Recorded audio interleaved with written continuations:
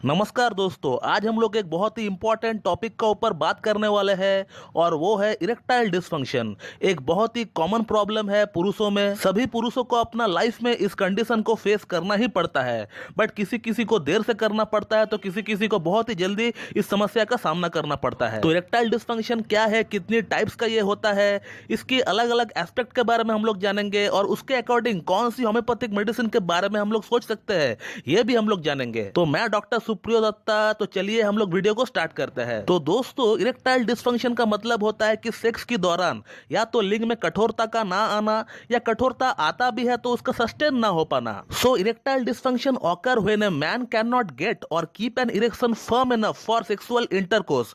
This is only known as erectile dysfunction. तो erectile dysfunction basically तीन तरह की होती है। पहला है मेंटल यानी मानसिक, जो कि 95% लोगों में यही समस्या होती है, और दूसरा होता है शारीरिक यानी फिजिकल वीकनेस, जो कि 4% लोगों में होता है, और तीसरा है बोथ मानसिक और शारीरिक का कॉम्बिनेशन, यानी पेशेंट में both physical and mental weakness के कारण इरेक्टाइल डिसफंक्शन हो रखी है। और ये तीनों ही कंडीशन के लिए होम्योपैथी में बहुत अच्छा ट्रीटमेंट है। ढेरों मेडिसिन है दोस्तों, जिसे हम लोग पेशेंट का मानसिक, शारीरिक, past history, family history, modalities, PQRS and obviously मायाजम, अगर केस बहुत ही पुराना है तो, और इन सभी चीजों को मद्देनजर रखते हुए हम लोग मेडिसिन सेलेक्ट करते हैं। और उन मेडिसिन को अगर एक प्रॉपर वे में, एक प्रॉपर पोटेंसी में, एक प्रॉपर डोज में अगर दिया जाए पेशेंट को, तो पेशेंट का जो प्रॉब्लम है धीरे धीरे सॉल्व होने लगता है दोस्तों। बट आज हम लोग इस वीडियो में इरेक्टाइल डिसफंक्शन के बारे में कुछ अलग अलग एस्पेक्ट के बारे में जानेंगे और उसके अकॉर्डिंग कौन कौन सी मेडिसिन के बारे में हम लोग सोच सकते हैं, ये भी हम लोग जानेंगे। तो दोस्तों, जो सबसे पहला कंडीशन है वो ये है कि कुछ लोग जो है बहुत ही ज्यादा पॉर्न देखते हैं। हर दिन 4-4, 5-5 घंटा जो है पॉर्न से चिपके हुए रहते हैं और उसे देख देख कर पेशेंट जो है हैंड प्रैक्टिस भी करने लगते हैं। और यही पेशेंट जब उनका शादी होता है तो वो जो है सेक्सुअली बिल्कुल भी स्टिमुलेट नहीं हो पाता है, बिल्कुल भी परफॉर्म नहीं कर पाता है, उसे हैंड प्रैक्टिस में ही मजा आता है, रियल सेक्स वो कर ही नहीं पाता है। दोस्तों, ये आज की डेट में एक बहुत ही बड़ी समस्या है और इसको ठीक करना भी बहुत ही जरूरी है, नहीं तो आपका मैरिड लाइफ पूरी तरह से डगमगा सकता है। मुझे हर हफ्ता 4-5 केसेस इस तरह के देखने को मिलता है क्लिनिक में, जहां पेशेंट हैंड प्रैक्टिस तो कर पाता है लेकिन रियल सेक्स नहीं कर पाता है। शादी के बाद भी वो पेशेंट हस्तमैथुन ही करता रहता है और ये चीजें डेवलप होता है एक्सेसिव पॉर्न देखकर हस्तमैथुन करने के कारण से। तो इस तरह की कंडीशन के लिए होम्योपैथी में एक बहुत ही अच्छा ट्रीटमेंट है, और उस ट्रीटमेंट पार्ट की जो सबसे ज्यादा कारीगर मेडिसिन है उसका नाम है बूफो। पूरा नाम है बूफो राना। दोस्तों, अगला जो कंडीशन है वो ये है कि पेशेंट को इरेक्शन तो आता है और वो पेशेंट इंटरकोर्स भी कर पाता है, लेकिन उनका जब सीमेंट डिस्चार्ज होता है, जब उनका वीर्य बाहर निकलता है, तो उनको कोई प्लेजर नहीं मिल पाता है। एक जो प्लेजर मिलना चाहिए सीमेंट डिस्चार्ज के दौरान, वो उनको मिल नहीं पाता है, यानी पेशेंट का सेक्स ड्राइव लो है और जिसके कारण पेशेंट को ऑर्गेज्म पूरी तरह प्राप्त नहीं हो पाता है। तो इस कंडीशन के लिए भी बहुत ही अच्छा ट्रीटमेंट है होम्योपैथी में। लेकिन एक जो दवा बहुत ही अच्छा काम करते हुए देखी गई है इस पर्टिकुलर प्रॉब्लम के लिए, वो है कैलाडियम। उसका पूरा नाम है कैलाडियम सेक्विनम। दोस्तों, कुछ पेशेंट ऐसे होते हैं जो अपना करियर को सेटल करने के लिए इतना बिजी रहते हैं कि उनका उम्र जो है 35 ईयर्स, 38 ईयर्स तक हो चुका है और उनका शादी के बारे में कोई ख्याल ही नहीं आया है। और जब पूरी तरह सेटल हो जाते हैं और जब वो शादी करना चाहते हैं तो फिर वो जो है पूरी तरह एग्जॉस्टेड हो जाते हैं। तो तब इस कंडीशन में हम लोग एक दवा के बारे में सोच सकते हैं जिसका नाम है कोनियम। पूरा नाम है कोनियम मैकुलेटम। इसका जो पेशेंट है ये अपना सेक्सुअल थॉट्स को बहुत सालों तक दबा कर रखता है, जस्ट लाइक स्टैफिसेग्रिया, बट स्टैफिसेग्रिया से बहुत अच्छा काम करता है कोनियम मैक इस केस में, क्योंकि कोनियम मैक का पेशेंट को सेक्सुअल नर्वसनेस बहुत ज्यादा रहता है, परफॉर्मेंस एंजाइटी इन लोगों को बहुत ज्यादा रहता है। तो एक ऐसा कंडीशन जहां पेशेंट अपना पास्ट में कभी भी कोई सेक्सुअल कांटेक्ट पे नहीं आया और अब उनको सेक्सुअली नर्वसनेस आने लग रहा है, तो ऐसी कंडीशन में हम लोग कोनियम के बारे में बिल्कुल सोच सकते हैं दोस्तों, अगला जो कंडीशन है जहां पेशेंट जैसे ही इंटरकोर्स करता है तो उनका इरेक्शन गिर जाता है। ये एक बहुत ही कॉमन समस्या है। एक तो इरेक्शन बहुत ही लेट से आता है, बहुत ही मुश्किल से आता है, बहुत ही ज्यादा फोर प्ले करने का बाद आता है और आते ही गिर जाता है। तो इस तरह की कंडीशन के लिए होम्योपैथी में ढेरों मेडिसिन है जो कि as per patient symptoms, as per patient modalities काम करता है।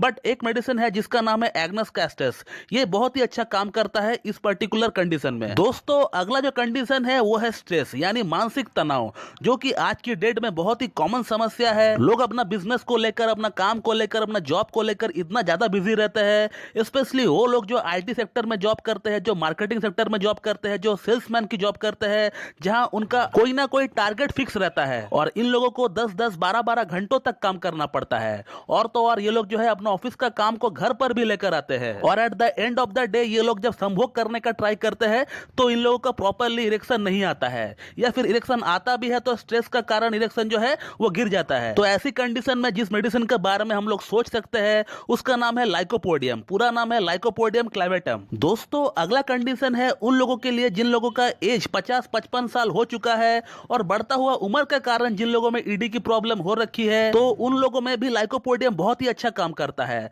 हालांकि और भी बहुत सारे मेडिसिन है बट लाइकोपोडियम भी एक बहुत ही अच्छा मेडिसिन है। दोस्तों अगला जो एस्पेक्ट है इरेक्टाइल डिस्फंक्शन की वो है डर। अब ये डर पेशेंट का मन में रहता है कोई पास्ट फेलियर का। हो सकता है पेशेंट का कोई पास्ट ऐसा हिस्ट्री रहा हो जहां पेशेंट सेक्स के लिए ट्राई किए थे मगर वो फेल हो गए, जो कि बहुत ही कॉमन बात है। ऐसा बहुत लोग हैं जिन लोगों को अपना फर्स्ट अटेम्प्ट में फेलियर मिला हो बट उसी इंसिडेंट को सोचकर पेशेंट का मन में खौफ बैठ जाता है, एक डर बैठ जाता है और पेशेंट जो है वाइग्रा सिल्डेनाफिल जैसा मेडिसिन अपना पास में रखता है कि इन केस मुझे इरेक्शन नहीं आया तब फिर मैं इन मेडिसिन का इस्तेमाल कर सकता हूं। तो कहने का मतलब पेशेंट का मन में, पेशेंट का दिमाग में एक इस तरह का खौफ बैठ जाता है, एक इस तरह का डर बैठ जाता है। पेशेंट एकदम पूरी तरह फिट एंड फाइन है बट फिर भी वो वाइग्रा का इस्तेमाल करता है। तो इस आदत को छुड़ाने के लिए, इस डर को खत्म करने के लिए जिस मेडिसिन के बारे में हम लोग सोच सकते हैं उसका नाम है अर्जेंटम नाइट्रिकम। अर्जेंटम नाइट्रिकम के ऊपर मेरा एक सेपरेट लेक्चर भी है, आप उससे भी देख सकते हो। तो ये तमाम केसेस में एक फंटास्टिक रेमेडी है जहां पेशेंट अपना फ्यूचर में होने वाली इंसिडेंट को सोचकर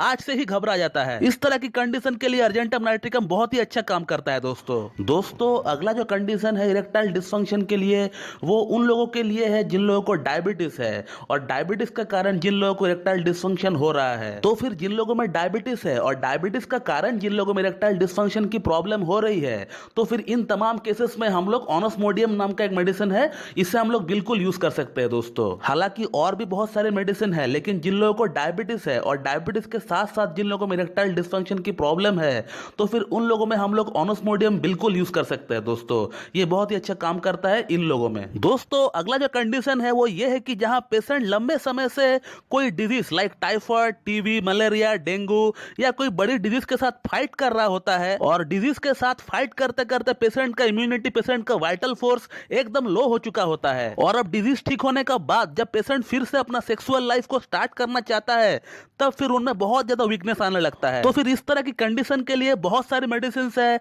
like China, selenium, acid phos. ये तीनों ही मेडिसिन बहुत ही अच्छा काम करता है अपनी अपनी जगह। मैं इन तीनों मेडिसिन में से कोई एक मेडिसिन को यूज करता हूं पेशेंट के ऊपर, दैट टू सिम्टम्स के अकॉर्डिंग। दोस्तों हमारा जो अगला और जो लास्ट कंडीशन है इरेक्टाइल डिस्फंक्शन के लिए वो है सेंसिटिव ग्लैंड्स। जहां पेशेंट का लिंग का जो हेड है वो बहुत ही ज्यादा सेंसिटिव रहता है। पेशेंट अपना पीनस का लिंग को सही से हाथ से टच तक नहीं कर पाता है, इतना ज्यादा सेंसिटिव रहता है। किसी किसी पेशेंट को झंझनाहट सी फील होता है, किसी किसी पेशेंट को गुदगुदी सी फील होता है। तो कहने का मतलब पेशेंट का वहां पर एक सेंस ऑफ डिस्कंफर्ट रहता है और जाहिर सी बात है सेंस ऑफ डिस्कंफर्ट रहेगा तो पेशेंट प्रॉपर्ली इंटरकोर्स कर नहीं पाएगा। उसे या तो इरेक्टाइल डिस्फंक्शन की समस्या होगी या फिर प्रीमैच्योर इजैकुलेशन की समस्या होगी। तो इस प्रॉब्लम को कहते हैं सेंसिटिव ग्लैंड्स और इसके लिए कोई भी फिक्स मेडिसिन नहीं है, तो इसके लिए आपको ट्रीटमेंट ही लेना होगा। ये 100% क्यूरेबल है और आप मेरा सेंसिटिव ग्लैंड्स का ऊपर वीडियो भी देख सकते हैं। तो दोस्तों इरेक्टाइल डिस्फंक्शन की समस्या सेंसिटिव ग्लैंड्स के कारण से भी आपको हो सकता है। तो दोस्तों ये है कुछ अलग अलग एस्पेक्ट्स इरेक्टाइल डिस्फंक्शन की।